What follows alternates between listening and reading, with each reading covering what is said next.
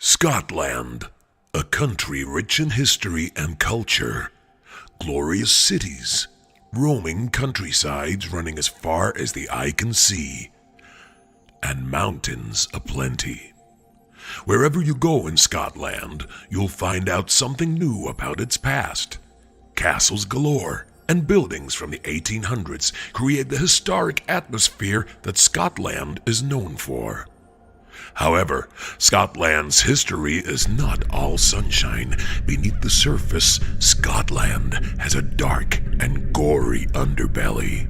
We will be looking into those historical times and retelling the stories of well-known figures, including infamous killers Burke and Hare and cannibal leader Scullion. Welcome to Alba Dorcha.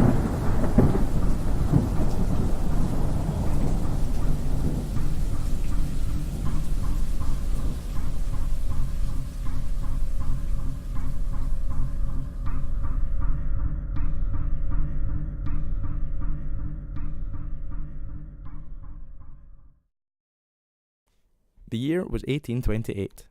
Edinburgh, Scotland was leading in Europe's anatomical studies front. Under Scottish law, the only corpses allowed for these studies were that of prisoners, suicide victims, or orphans. As science developed further and advancements were made, the more need there was for cadavers. Over time, cadavers became a rarity as there were very little bodies that fell under the legal categories, and because of this, doctors began to turn to other methods to get cadavers. This is where we meet the Resurrection Men, aka Body Snatchers. We'll be looking at a devilish duo who had a knack for selling corpses, Mr. William Burke and William Hare. Their introduction into the world of medical science began when a tenant of Hare died in his lodgings. What the bloody hell happened here? She's dead. I opened the door and there she was. Bitch still owed me £4 in rent. Who cares how much she owed you? There's a dead body on the floor. What are we going to do about it? I have an idea. It's not pleasant. It's not caring. And it sure as hell isn't legal. But What in God's earth are you planning on doing? why don't we take it to the university? They always say they're short on bodies. So why don't we sell them this one? Fine. Just so we can get rid of this thing.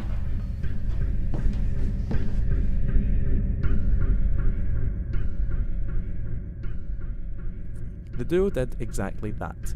They took the body and brought it to Edinburgh University. They presented the body to Professor Robert Knox, an anatomy lecturer at the university. Pleased with what was presented, Robert Knox paid them with a very generous £7.10, which today would be worth around £500. This taste of easy money became overwhelming for Burke and Hare, corrupting their minds. This was the beginning and build to Burke and Hare becoming two of the most well-known British serial killers. Their next victim was another of Hare's tenants named Joseph. Having fallen ill for a while, Burke and Hare, impatiently waiting for death to take its toll, decided to take matters into their own hands. They suffocated Joseph as it left no visible marks or wounds on the body, keeping it in almost pristine condition to be sold to Professor Robert Knox.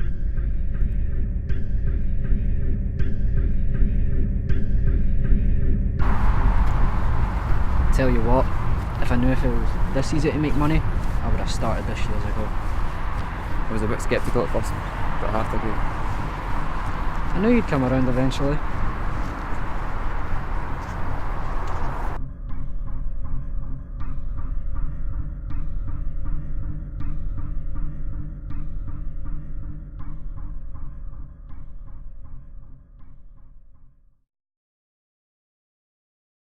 Over time, the pair racked up at least 16 recorded kills.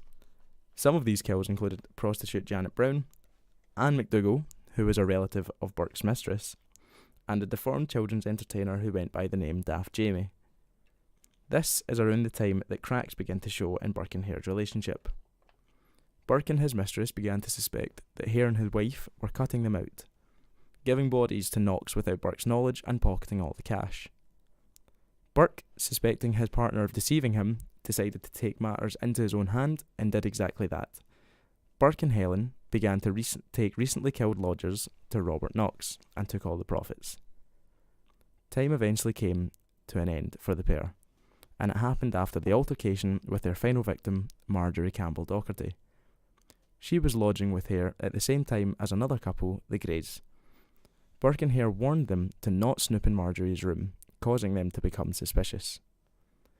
Hare claimed that she was kicked out for being flirtatious with the other guests. Sneaking into her room, they discovered the body of Marjorie. Helen, fearing that they were done for, offered the Greys a £10 a week bribe to buy their silence.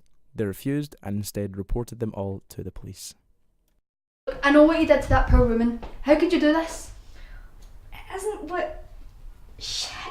Can we not work something out? I'll give you £10 a week. Please just don't say anything. I beg you. I don't want your money. You killed this poor woman and you just think you can buy my silence? You psychopaths will get exactly what's coming to you. I'm going to the police. She can't do that.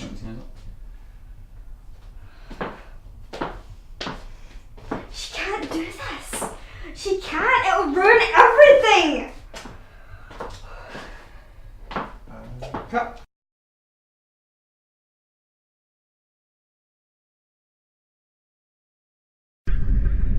The Greys reported the four to the police. Their trial began on Christmas Eve 1828. Over time, the judge ruled that under Scottish law, Helen was not guilty, and so was set free and disassociated with the crimes. She and Margaret fled to Edinburgh, and this was the last time that either woman was heard from. As for Burke and Hare, the judge deemed Burke guilty of the murders and was sentenced to death. On the 28th of January 1829, William Burke was hanged in front of a crowd of 25,000 people. Hare was set free and acquitted of the crimes. No one is exactly sure what happened to Hare after this, but there have been many rumours on his true fate. The most popular being that he was hunted by an angry mob and thrown into the lime quarry and lived as a blind beggar for the remainder of his days. There remain many more mysteries surrounding the lives of the pair, but until the day we know for certain, this is the story of William Burke and William Hare, and this has been Alba Dorcha.